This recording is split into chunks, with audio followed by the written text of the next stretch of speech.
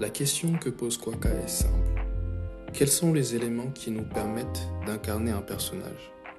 Et si ce personnage est un animal? Pour répondre à ces questions, à travers une expérience fun et intéressante, nous avons décidé de mettre le joueur dans la peau de deux personnages, un être humain et un corbeau, et de donner au joueur la capacité d'alterner entre les deux incarnations, avec la combinaison de touches gâchette plus poignée. L'idée étant que non seulement notre perception du monde change, mais aussi nos capacités ainsi que notre utilité.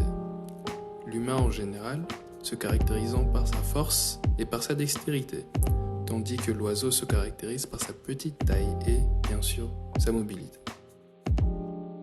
Nos personnages sont placés dans un niveau avec des objectifs simples, permettant aux joueurs de facilement prendre en main les contrôles. Nous sommes sur une plateforme séparée en deux par un mur, avec un signe clair indiquant aux joueurs de regarder par-dessus. En incarnant le corbeau, des éléments du puzzle se révèlent à nous, car nous avons maintenant la mobilité de voir au-delà de ce qu'on pouvait en incarnant l'humain.